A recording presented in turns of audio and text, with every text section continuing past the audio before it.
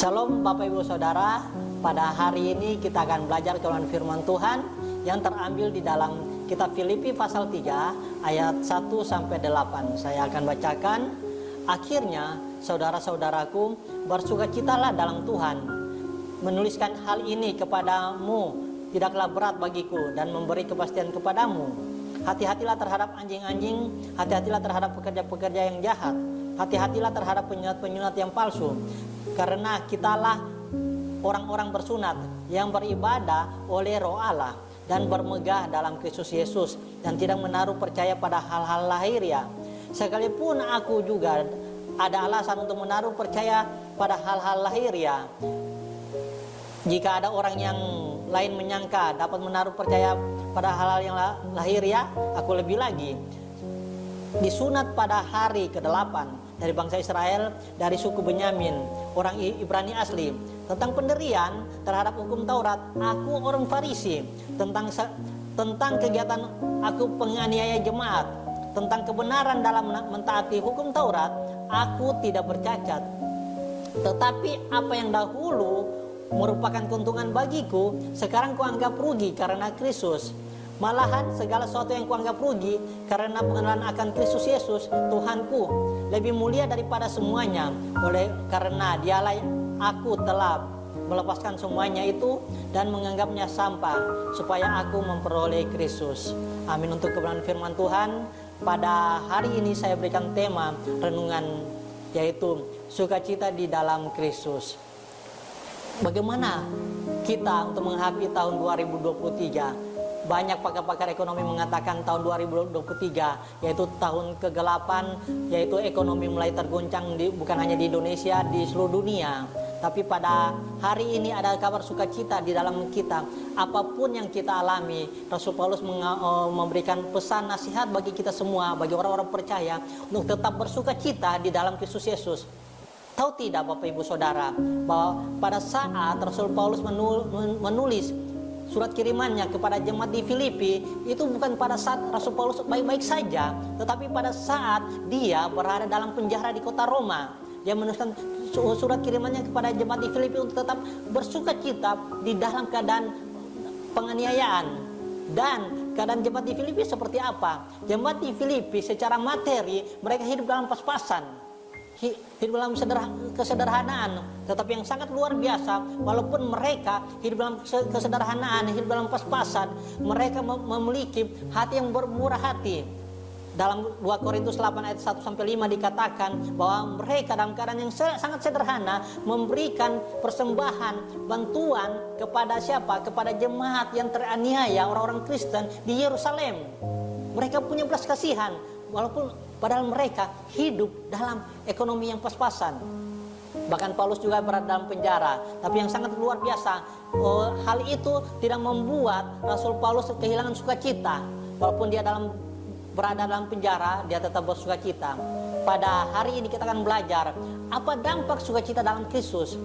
Kita belajar dari Rasul Paulus, walaupun dia dalam keadaan terpenjara, tetapi dia tetap bersukacita. Dan dampak dari sukacita dalam Kristus Yesus ada 2 hal yang kita akan belajar pada hari ini. Yang pertama yaitu dampak dalam sukacita dalam Kristus, yaitu mengubahkan kebanggaannya. Kebanggaan Rasul Paulus bukan lagi karena apa? Karena presisinya, tapi karena Yesus Kristus. Ayat 4-7 dikatakan demikian.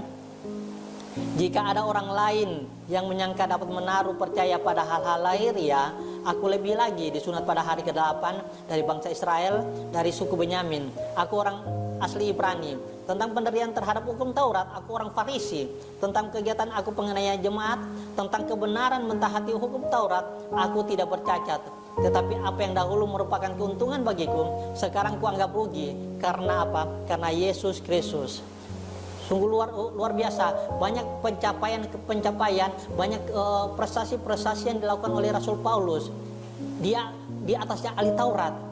Masalah hukum Taurat, dia tidak bercacat. Bayangkan 10 hukum Taurat yang dijabarkan menjadi 612 hukum, dia lakukan semua. Itu merupakan kebanggaan bagi dia. Tetapi yang sangat luar biasa, dia tidak berbangga. Karena apa? Prestasi-prestasinya, karena kegiatan-kegiatan agamawinya. Tetapi dia berbangga karena dia berjumpa dengan Yesus Kristus Tuhan secara pribadi. Bagaimana dengan kita? Apa yang menjadi kebanggaan kita? Apakah kita berbangga karena prestasi-prestasi kita? Kita berbangga dengan hal yang kita telah lakukan di dalam kehidupan kita, di dalam profesi kita, di dalam pelayanan kita. Sebenarnya tidak ada apa-apanya bila tidak ada Kristus di dalamnya. Oleh karena itu, kita yang paling pertama, kita berbangga karena Yesus Kristus. Itu yang merupakan sukacita kita. Apa gunanya kita melakukan prestasi demi prestasi, lakukan kegiatan-kegiatan sosial, tetapi kita belum berjumpa dengan pribadi Yesus Kristus.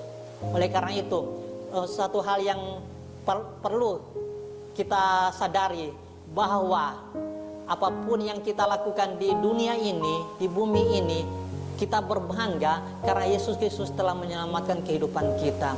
Itu saja yang kita harus berbangga. Tidak ada lagi dengan apa, prestasi-prestasi yang kita lakukan itu tidak ada apa-apanya di hadapan Tuhan bila kita belum mengenal Kristus.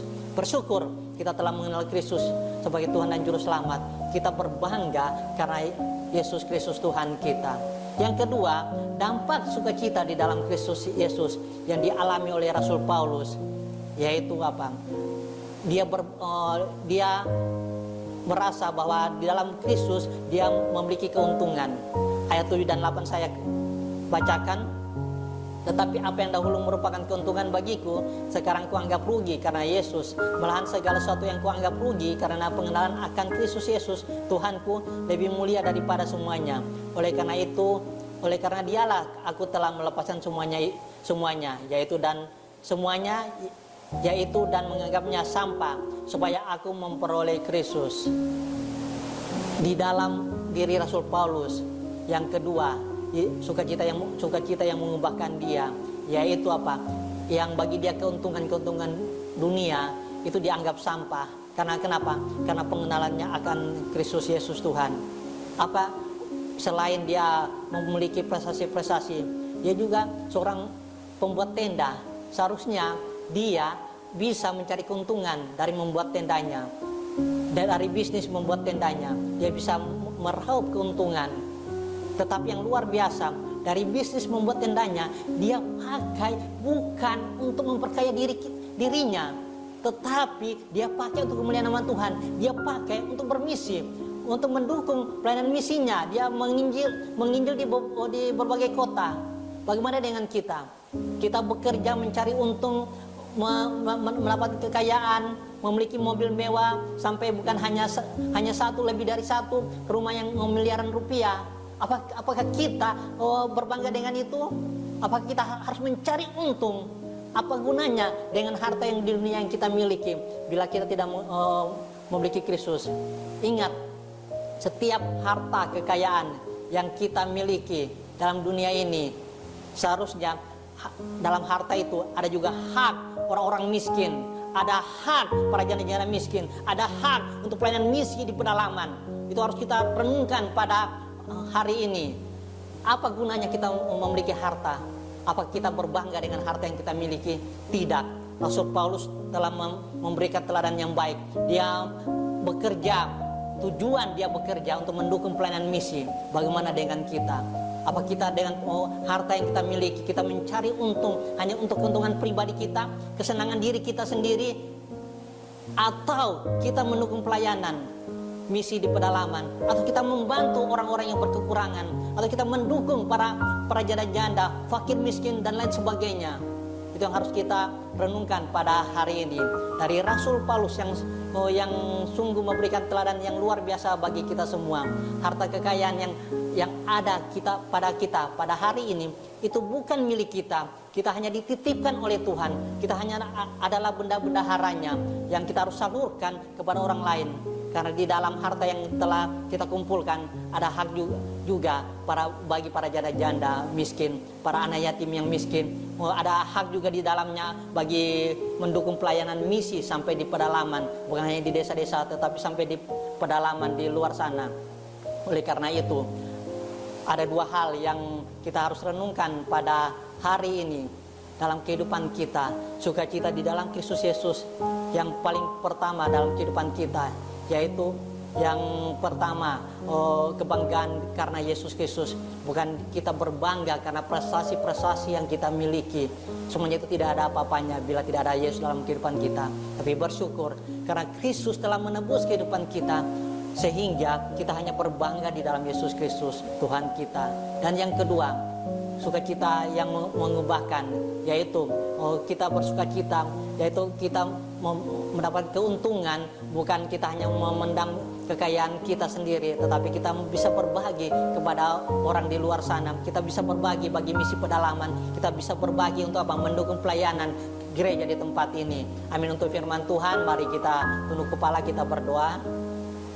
Terima kasih Bapa untuk firman-Mu pada hari ini yang mengajarkan pada kami belajar dari Rasul Paulus bahwa sukacita yang dia miliki yaitu sukacita karena Kristus Yesus Tuhan, sehingga dalam kehidupannya dia berbangga, bukan berbangga karena prestasi-prestasi yang dia miliki, tetapi dia berbangga karena Yesus Kristus telah mengubahkan kehidupannya. Ya, ajar kami juga Tuhan bahwa tujuan kami mencari keuntungan bukan untuk keuntungan pribadi kami, bukan untuk kesenangan diri kami sendiri Tuhan, tapi keuntungan kami karena kami telah berjumpa dengan pribadi-Mu, karena kami telah ditebus oleh darah Kristus, sehingga selayaknya setiap harta yang kami miliki ada hak juga bagi orang-orang miskin, ada hak juga di dalamnya bagi misi pelayanan, ada hak juga di dalamnya untuk mendukung pelayanan di tempat ini. Terima kasih Bapa, menerangkan firman-Mu. Ini doa kami dalam nama Tuhan Yesus Kristus, kami telah berdoa. Haleluya.